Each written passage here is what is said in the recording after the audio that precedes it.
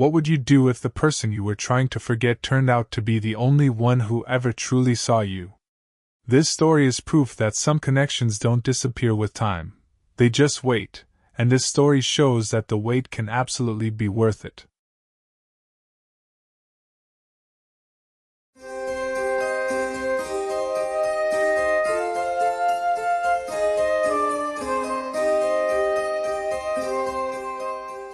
The gallery closes in 30 days.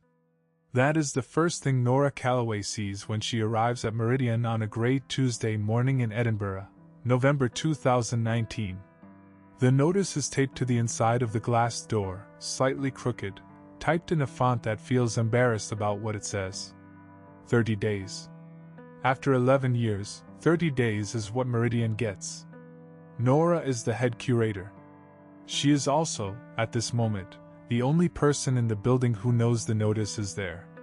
She peels it off the glass, folds it once, and puts it in her coat pocket. She needs 1 hour before she tells anyone. Just 1 hour to grieve quietly, the way she does everything. Meridian is not just a gallery. For Nora, it is the one place in the world that never asked her to be different. She came here at 26, recently separated, professionally humiliated after a very public falling out with her former mentor in London. Edinburgh felt like hiding. Meridian felt like breathing. She built the place back up from near nothing, show by show, artist by artist, year by year. And now the building has been sold to a property developer, and 30 days is what they get. What she gets. She is standing in front of a large abstract canvas, the one by a Finnish painter she fought 6 months to acquire, when she hears the front door open. She assumes it is one of her staff. She does not turn around. Then she hears the footsteps, and something inside her goes very still. She knows that rhythm. Unhurried. Slightly uneven on the left side from an old injury he never explained properly. She turns. Daniel Voss is standing in the entrance of her gallery, holding a portfolio case, and looking exactly the way he did 9 years ago, except for the gray at his temples and the fact that he is clearly as surprised to see her as she is to see him. For a moment neither of them speaks. Daniel is a painter. More accurately, Daniel Voss is the painter who was supposed to have his debut solo show at Meridian 9 years ago and disappeared 2 weeks before it opened. No explanation. No contact. Just gone. Nora had to cancel the show, return deposits, manage a small professional disaster, and explain to everyone that she simply did not know where he was. She never did find out. Until right now. Right now he is standing in her gallery with a portfolio under his arm and the kind of expression that says he rehearsed something on the way here, and has already forgotten all of it. Nora says his name. Not warmly.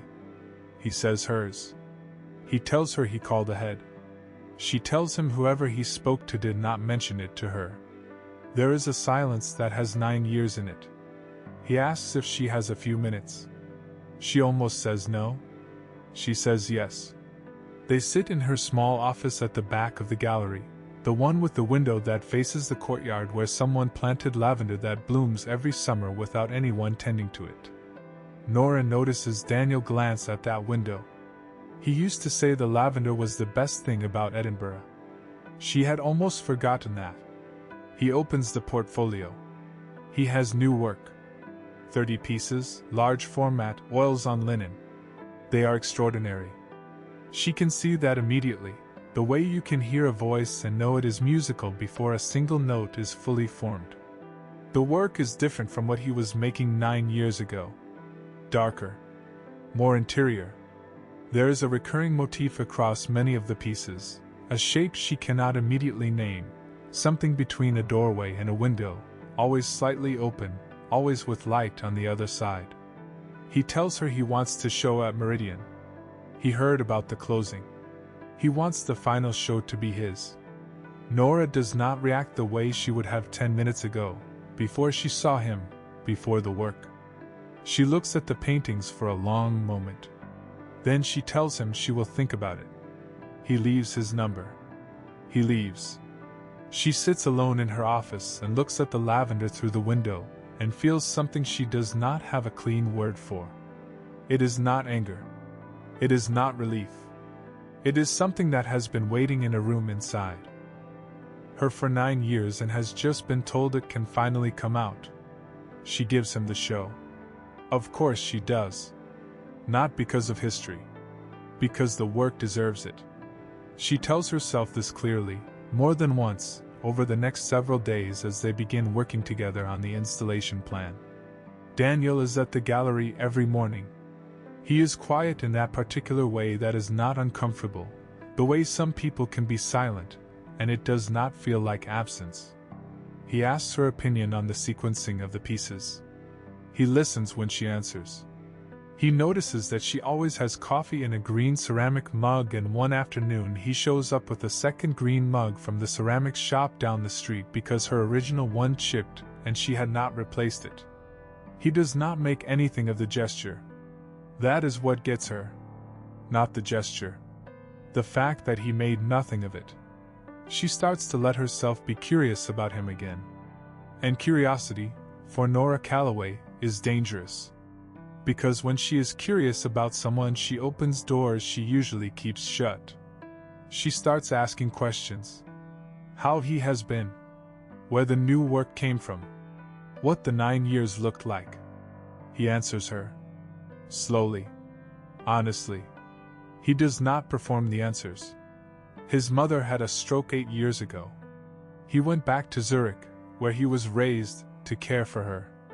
He did not paint for almost 2 years. When he started again, the work that came out looked like this, like all these half-open doors with light behind them. He pauses when he tells her this and looks at the painting in front of them. He says he thinks he was painting the same feeling over and over without realizing it. The feeling of not knowing if someone is still there when you finally come back. He does not look at her when he says this. He does not need to. Nora goes home that night and sits in her kitchen for a long time. She thinks about the version of herself from 9 years ago. Young enough to be destroyed by abandonment. Too proud to say so. She had liked Daniel then with a ferocity that frightened her. When he disappeared, she had converted that feeling into anger with impressive efficiency and buried it under work. She is good at that. Converting feelings into productivity. It is her most reliable skill, and also, she is aware, her most reliable problem. She thinks about what he said. The feeling of not knowing if someone is still there when you finally come back. He was not just talking about his mother. She knows that. She is also not ready to talk about it. 2 weeks into the installation, one of the gallery's major donors withdraws their support. It is not unexpected given the closure, but it accelerates a financial problem that was already uncomfortable. Nora realizes she cannot afford to produce the catalog she promised Daniel for the show. A proper printed catalog, the kind that follows an artist into the future, that sits in other galleries and libraries and gives the work a life beyond the room where it hangs. She tells him. She is straightforward about it. She apologizes. He is quiet for a moment. Then he says he will fund it himself. She tells him that is not acceptable. He tells her the work exists because of chances people took on it. He says the catalog is not for the show. It is for after. He wants the work to have an after. And he says it in a way that makes her wonder if he is still talking about painting. The night before the opening, they are alone in the gallery doing a final check of the lighting. Most of the pieces are hung. The room feels different when it is full of his work. It feels inhabited. Nora is adjusting the angle of a lamp above the largest painting, the one with the doorway motif clearest, when Daniel says her name. Just her name. She turns. He is standing very still and looking at her with an expression she recognizes from his paintings. The same quality as those half-open doors. Something held back and something reaching forward at the same time. He tells her he is sorry. He tells her he knows it is 9 years late, and that sorry is a small word for a large thing.